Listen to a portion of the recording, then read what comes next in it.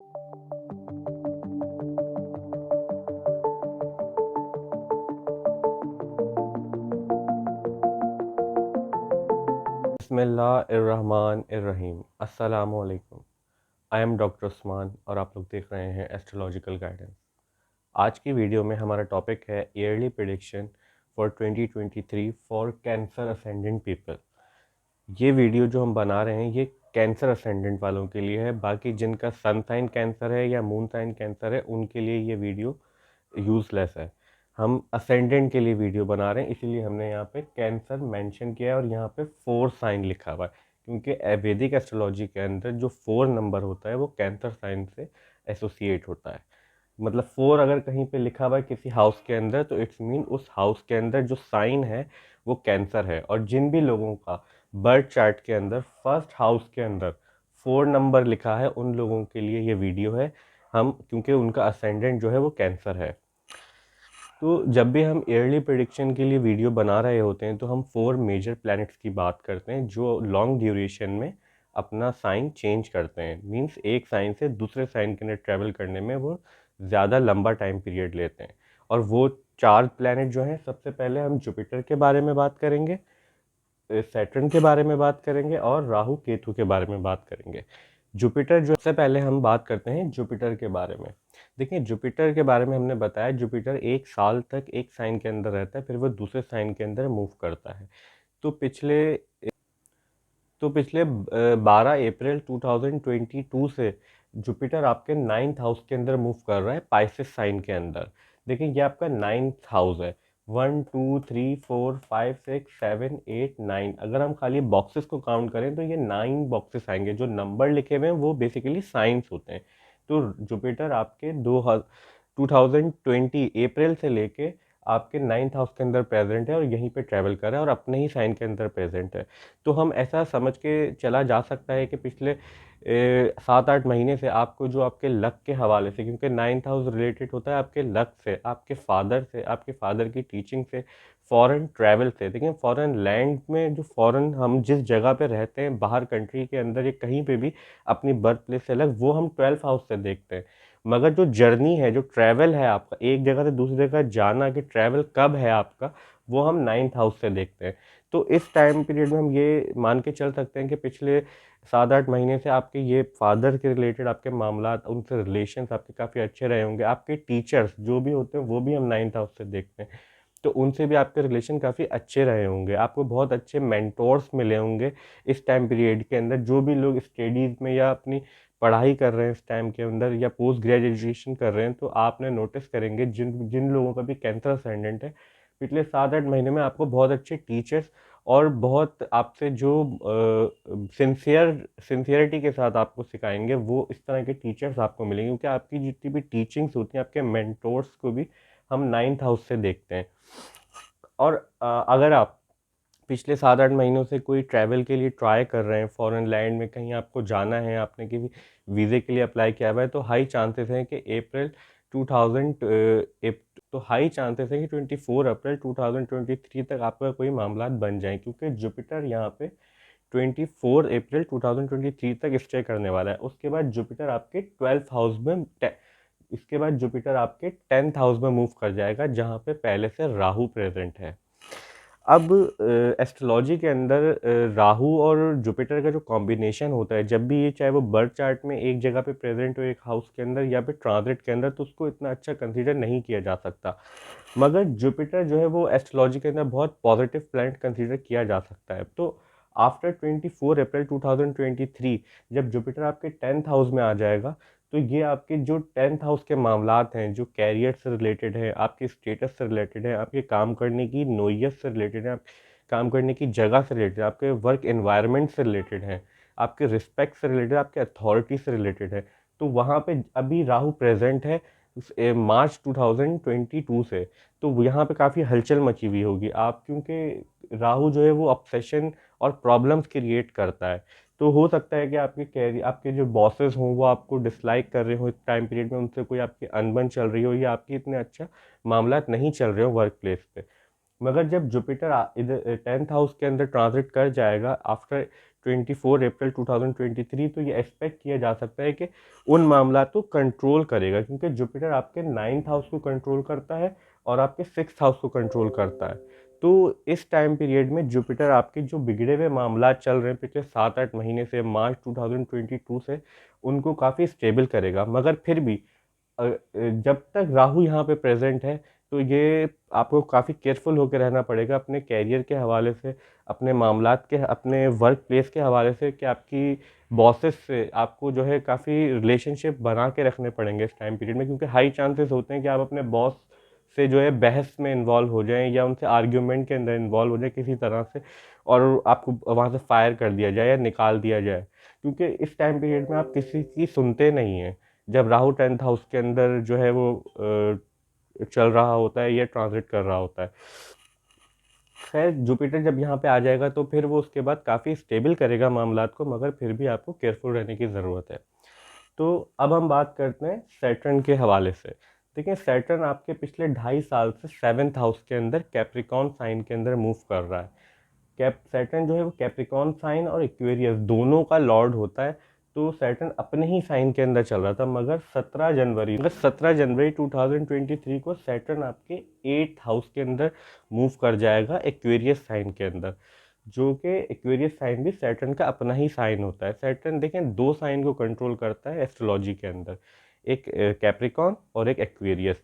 मगर जो कैप्रिकॉन वाला सैटर्न साइड है कैप्री सैटर्न की, वो काफ़ी डिसिप्लिन, काफ़ी हार्ड एंड स्ट्रक्चर वाली साइड है। मतलब काफ़ी आप इंसान को फोकस होकर रहना पड़ता है, काफ़ी हार्ड वर्क करना पड़ता है जब भी सैटर्न एक्वेरियस कैप्रिकॉन साइन के अंदर होता है।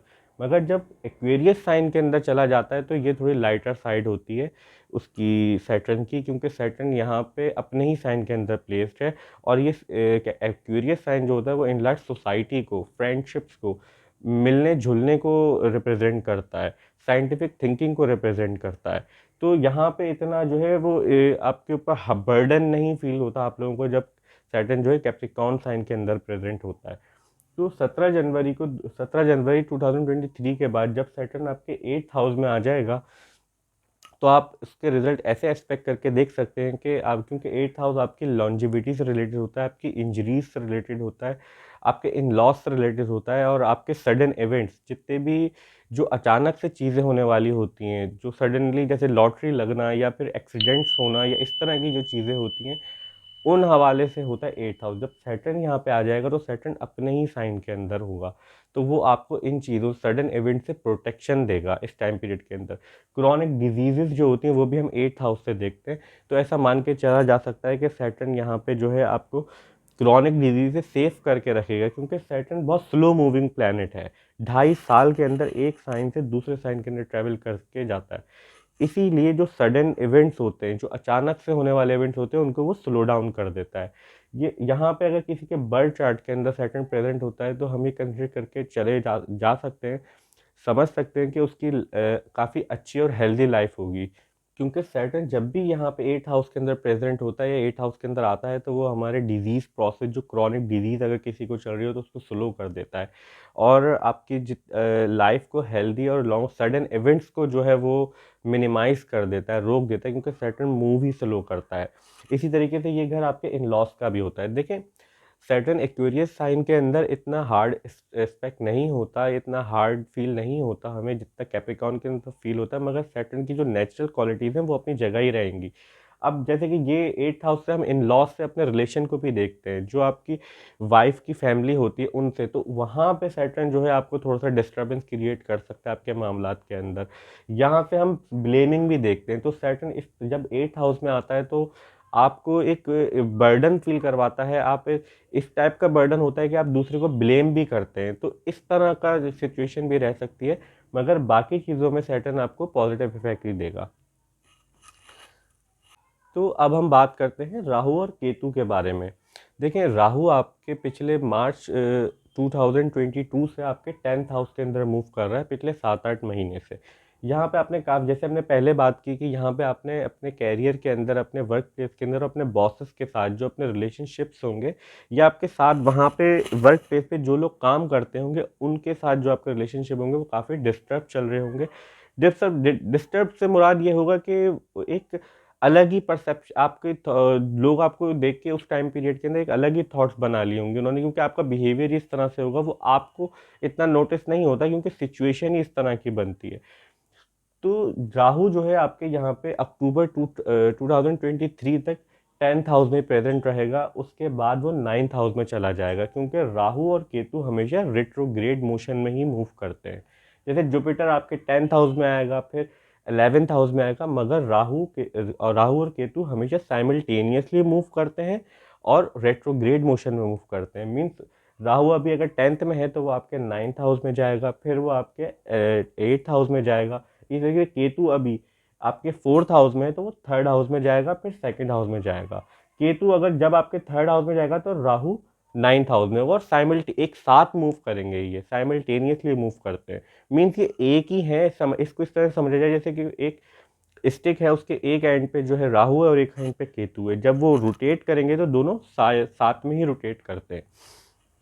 तो जब केतु अक्टूबर 2023 के बाद आपके 9th हाउस में आ जाएगा, तो यहाँ पे आप अपने फादर की हेल्थ से रिलेटेड आपको केयरफुल रहने की ज़रूरत है। उनके साथ आपके जितने भी रिलेशंस को अपने वॉच आउट करने की ज़रूरत है कि उनसे कोई आपकी अनबन ना हो, उनके साथ आपके रिलेशनशिप सही रहे। क्योंकि राहु जब यहाँ पे आता है तो फादर का हाउस होता है, तो 9th हाउस उस पर प्रॉब्लम क्रिएट करता है।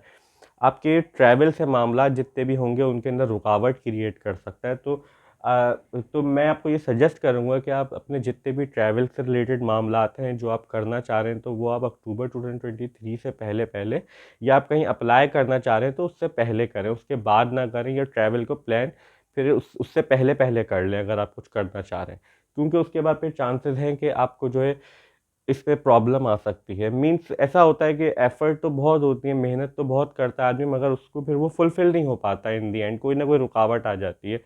तो इस चीज़ से आपको केयरफुल रहने की ज़रूरत है आफ्टर अक्टूबर 2023। तो अब हम बात करते हैं केतु के हवाले से। देखिए केतु आपके मार्च 2022 से आपके 4th हाउस के अंदर लिब्रा साइन के अंदर मूव कर रहा है। ठीक है, अब केतु यहाँ पे रहेगा अक्टूबर 2023 तक। जब केतु 4th हाउस में मूव करता है तो ऐसा मान के चला जा सकता है कि पिछले 7-8 महीनों से, मार्च 2022 से आपकी मदर से आपके मामलात या उनकी हेल्थ के हवाले से आपको काफ़ी प्रॉब्लम फेस की होंगी, या उनकी, क्योंकि 4th हाउस जो होता है वो आपकी मदर से डील करता है, आपकी कंफर्ट से डील करता है, आपके होम लैंड से डील करता है।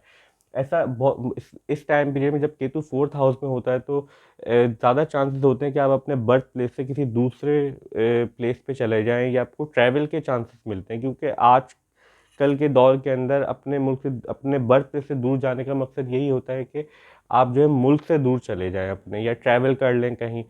तो ये चीज़ें देखी जा सकती हैं। या फिर अगर आप लोग ना जाएं तो हो सकता है कि आपके फैमिली मेम्बर किसी वजह से आप लोगों से किसी दूसरे प्लेस पे जाके रहने लग जाएं, मीन्स आप सेपरेट रहने लगें, क्योंकि केतु इस तरह की प्रॉब्लम्स क्रिएट करता है। जब केतु यहाँ पे 4th हाउस में प्रेजेंट होता है तो एक इंसान को इस तरह की सिचुएशन क्रिएट होती है, क्योंकि ये आपके दिल का जो आपका, अगर हम अपना ये एरिया होता है फीलिंग्स का आपका, क्योंकि 4th हाउस से हम अपनी फीलिंग्स को देखते हैं, तो ये एक अजीब सी बेचैनी क्रिएट करता है आपके अंदर। पिछले 7-8 महीनों से इस तरह के मामला चल रहे होंगे कि आपको कुछ मामला ऐसे होंगे जो ना पकड़े जा रहे होंगे ना आप छोड़े जा रहे होंगे, आपकी फैमिली से रिलेटेड जिन लोगों के साथ आप रहते हैं, जिस घर में आप रहते हैं, क्योंकि जो फिजिकल होम होता है जहाँ पे आप रहते हैं वो हम 4th हाउस से देखते हैं। आपका बर्थ प्लेस भी 4th हाउस से देखा जाता है, आपका होम लैंड भी 4th हाउस से देखा जाता है। तो इन सारे मामलात में आपको प्रॉब्लम चल रही होगी। अब आफ्टर 2023 अक्टूबर के बाद जो है केतु आपके 3rd हाउस में मूव कर जाएगा, विर्गो साइन के अंदर। देखिए 3rd हाउस जो होता है वो हमारे सिबलिंग से रिलेटेड होता है, हमारे यंगर सिबलिंग से, हमारे आस पड़ोस के जो लोग हमारे साथ में रहते हैं, बिसाइड मदर एंड फादर। जैसे आपके पड़ोसी हो गए जिनसे आपका डेली का मिलना जुलना होता है, आपके कजन्स हो गए। तो आपका 3rd हाउस उन चीज़ों से डील करता है, आपके कम्युनिकेशन से डील करता है। जो आप लोगों से आपका कम्युनिकेशन कैसा है, आपका करेज कैसा है, आप कितने मेहनती हैं, हार्ड वर्किंग कितने हैं, क्योंकि ये 3rd हाउस आपके हैंड्स का भी होता है। तो इंसान ज़्यादातर जो मेहनत करता है वो अपने हाथों से ही करता है। तो 3rd हाउस से हम ये चीज़ें भी देखते हैं। जब केतु यहाँ पे आ जाता है तो केतु एक ड्राइनेस क्रिएट करता है।